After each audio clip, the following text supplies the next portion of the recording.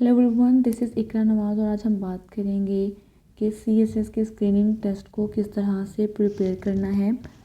200 का अगर ये टेस्ट है तो हमें अपनी टाइम मैनेजमेंट को किस तरह से लेके चलना है। लेकिन उस सबसे पहले हम देखेंगे इस स्क्रीनिंग टेस्ट की डिटेल्स जो एफपीएससी ने हमारे साथ शेयर की हैं। ठीक है, टोटल 200 मार्क्स का है और उसके लिए हमें सिर्फ पासिंग क्राइटेरिया उसने क्या रखा है कि हमें सिर्फ 66 मार्क्स चाहिए उसको पास करने के लिए। ड्यूरेशन भी हमें 200 मिनट्स मिलेगा। अगर हम इसको देखें तो ये हमारे पास 3 आवर्स और 20 मिनट्स बनते हैं। ठीक है, सबसे अच्छी और कमाल की बात क्या है, नेगेटिव मार्किंग नहीं है। जब नेगेटिव मार्किंग नहीं है तो हमें पैनिक होने की कोई ज़रूरत नहीं है।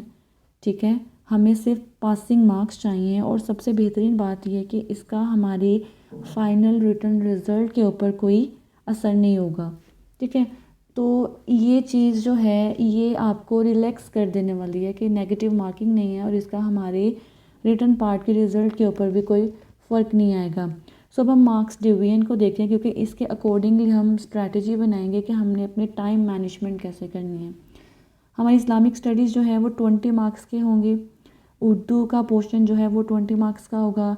इंग्लिश ग्रामर एंड कम्प्रीहेंशन जो है वो 50 मार्क्स के होंगे। सबसे ज़्यादा जो नंबर्स हैं वो है जनरल एबिलिटी के, 60 मार्क्स का पेपर जो है वो इसका होगा। जबकि हमारा जीके जो होगा वो 50 मार्क्स का होगा। दैट मीन्स कि टोटल हमारे पास 200 मार्क्स आ जाते हैं। जी, अब सबसे मोस्ट इम्पोर्टेंट थिंग कि हमें अपना टाइम जो है उसको मैनेज कैसे करना है। 200 मिनट्स को हम किस तरह से डिवाइड करें कि हम अपना मैक्सिमम पेपर इजीली और बग़ैर किसी हेक्टिक परेशानी के, पैनिक हुए बगैर हम करके आएँ। तो उसका बेहतरीन तरीका ये है कि चूँकि हमारी इस्लामिक और उर्दू जो हैं ये 20 मार्क्स की हैं और इनमें ज़्यादा हमें वो सोचने की ज़रूरत नहीं पड़ती। तो हमने करना ये है कि हमने अपने इन दो पोर्शंस को 15-15 मिनट्स में कवर करना है। ठीक है, फिर क्या करना है जनाब कि हमने अपना इंग्लिश का जो पोर्शन है, हमने अपने इंग्लिश के पोर्शन को 1 घंटा देना है, 60 मिनट्स देने हैं। क्यों? क्योंकि 50 मिनट्स का है वो, उसमें वो एक्टिव पैसिव भी पूछ सकता है, डायरेक्ट इनडायरेक्ट भी, और उसने प्रेपोजिशंस भी, उसका जो एक पूरा पोर्शन है वो हमें वो टाइम टेकिंग होगा हमारे लिए। हमने अपना 1 घंटा इंग्लिश के लिए रख देना है। दूसरे घंटे में हमने क्या करना है, हमारे जो 70 मिनट्स होंगे वो जीके, वो जनरल एबिलिटी आसानी से ले जाएगा। और जनरल नॉलेज इसके अंदर हमारी एवरीडे साइंस, पाक और करंट अफेयर्स हैं, उसके लिए हमने 40 मिनट्स रखने हैं। अब बात करते हैं सिलेबस की। इंग्लिश के अंदर हम बात करेंगे सिलेबस के साथ साथ उसको प्रिपेयर करने की स्ट्रैटेजी के बारे में। अब देखें, सबसे पहले उसने हमें क्या दिया है इंग्लिश में कि उसने हमारे से क्या वो पूछ लेगा, सिनोनिम्स, एंटोनिम्स, सेंटेंस करेक्शन पूछेगा, कंप्रीहेंशन होगा और मोस्ट इम्पोर्टेंट प्रपोजिशंस होंगी। ठीक है, सिनोनिम एंटोनिम का तो एक ही सोल्यूशन है कि आपने ग्रीक की वोकैब लिस्ट जो है उधर से आपने सिनोनिम एंटोनिम्स वर्ड्स के कर लेने हैं। ठीक है, बाकी सेंटेंस करेक्शन की बात आती है, प्रपोजिशंस की बात आती है तो रेमंड मार्फन और रेमंड मर्फी, ठीक है, इनकी जो बुक्स हैं दी बेस्ट हैं। रेमंड मर्फी की बुक अगर आप प्रिपेयर कर जाते हो तो मेरे ख़्याल में आप इंग्लिश का पोर्शन क्लियर कर जाते हो जिसके अंदर सेंटेंस करेक्शन और प्रपोजिशन वगैरह आती हैं। ठीक है, दूसरी बात ये है कि हमें ये सोच के परेशान होने की ज़रूरत नहीं है कि 50 मार्क्स का इंग्लिश का पोर्शन है तो वो कैसे। देखिए, हमने प्रेसी के पेपर में भी तो उसकी तैयारी करनी है। ठीक है, तो इट मीन्स कि हमें कोई अलहदा से चीज़ें तैयार नहीं करनी पड़ रही हैं। ये वही चीज़ें हैं जो हम सीएसएस के लिए ऑलरेडी तैयार कर रहे हैं। बाकी बात आती है हमारी जनरल एबिलिटी की, तो जनाब इसके अंदर वही चीज़ें हैं, चंद एक क्या है इसके अंदर, हमारे परसेंटेज के क्वेश्चंस होंगे, रेशो के होंगे, टाइम और स्पीड प्रॉब्लम्स होंगी, एज प्रॉब्लम्स होंगी, प्रोबेबिलिटी की होंगी, एवरेज, अलजबरा, एनालिटिकल सीरीज होंगी।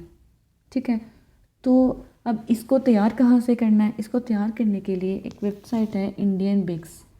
आपने क्या करना है, उसके अंदर हेड्स बने होते हैं हर डोमेन के, लाइक परसेंटेज का एक हेड बना हुआ है, एक रेशियो पोर्शन का, टाइम एंड स्पीड का, एज प्रॉब्लम्स का।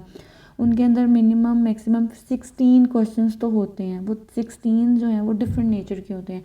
तो अगर आप उसके इन हेड्स को कंप्लीट कर लेते हैं तो आई एम डैम श्योर कि आपका जी के जनरल एबिलिटी का जो ये पोर्शन है, अगर ये 60 मार्क्स का है तो आपका 55 जो हैं वो इसमें से बआसानी निकल आएंगे। ठीक है, अब हम बात करते हैं जीके की, जिसके अंदर हमारा एवरीडे साइंस, करंट अफेयर्स और पाकिस्तान अफेयर्स आ जाते हैं। तो इसके लिए भी हमें परेशान होने की ज़रूरत नहीं है, क्योंकि हम सीएसएस की जो तैयारी हम जारी रखे हुए होते हैं ये उसी में से है, इसमें कुछ भी डिफरेंट नहीं है। ठीक है, पाकिस्तान अफेयर्स के लिए हम स्ट्रैटेजी ये अपनाएंगे कि हम एफपीएससी के पिछले 15 साल के जो पेपर्स हैं पाक अफेयर के, हम उनके एमसीक्यू प्रिपेयर करेंगे। ठीक है, और करंट अफेयर्स के लिए डेफिनेटली सबसे पहली बात जो होती है कि आपने डॉन का न्यूज़पेपर पढ़ना है। लेकिन इसके साथ मैं आपको ये रिकमेंड करूँगी कि वर्ल्ड टाइम्स के और सीएसएस नियर पीयर के जो क्रॉनिकल्स हैं, अगर आप उनको प्रिपेयर कर लेते हो तो मेरा नहीं ख्याल कि कोई भी ऐसा करंट अफेयर होगा जो आपकी नज़र से गुजरे बगैर रहा होगा। मीन्स कि कोई भी अनसीन नहीं रहेगा आपसे, अगर आप वर्ल्ड टाइम्स और सीएसएस के वो नियर पीयर के क्रॉनिकल्स तैयार कर लेते हो। ठीक है, हर मेजर और माइनर इवेंट्स को उन्होंने कवर किया होता है। एवरीडे साइंस के लिए मैं आपको ये रिकमेंड करूँगी कि एक बुक है जिसका नाम है the key to success, Munir हयात की बुक है, 1 लाइनर है, जिसमें आपका टाइम भी वेस्ट नहीं होगा कि आप एमसीक्यूज़ के निशान लगाते रहो और उनको करो। वो ये 1 लाइनर है और इसमें ऑलमोस्ट एफपीएससी के, पीपीएससी के, ठीक है, एनटीएस के, पीटीएस के, सबके जो पास्ट पेपर्स हैं ये कंपाइल्ड हैं उनसे। इसके अलावा भी इसके अंदर पाक affair, current affair, everyday science के डिफरेंट हेड्स बने हुए हैं। ठीक है, तो दी बेस्ट बुक है, अगर आप इसको परचेज़ कर लेते हैं तो आई डोंट थिंक सो कि एक वीक में इसको प्रिपेयर करना कोई मुश्किल बात होगी।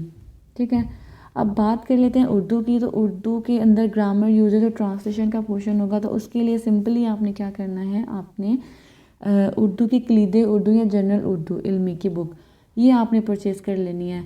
इन दो बुक्स, या आप मैं ये समझ सकती हूँ कि एक बुक भी अगर आप प्रिपेयर कर लेते हो तो क्या है कि आपका उर्दू का पोर्शन जो है वो कंप्लीट हो जाता है, आप कोई भी एक चीज़ छोड़ के नहीं आओगे। सो इतना पैनिक होने की एमपीटी को लेके ज़रूरत नहीं है। क्योंकि सिर्फ 66 मार्क्स चाहिए हैं आपको, और जिसके अंदर बहुत सारे सेफ जोन्स भी मौजूद हैं आपके लिए। ठीक है, इस चीज़ को लेके भी परेशान होने की ज़रूरत नहीं है कि 60,000 लोगों ने अप्लाई कर दिया है तो अब चेकिंग क्राइटेरिया बहुत मुश्किल हो जाएगा। नहीं होगा।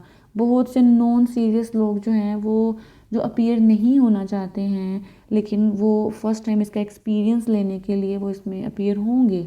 ठीक है, नॉन सीरियस और जो अब अच्छे से प्रिपेयर नहीं है वो तो इसी में फ़िल्टर आउट हो जाएंगे। तो मेरे ख़्याल में एमपीटी एक अच्छा पॉजिटिव स्टेप भी कह सकते हैं इसको।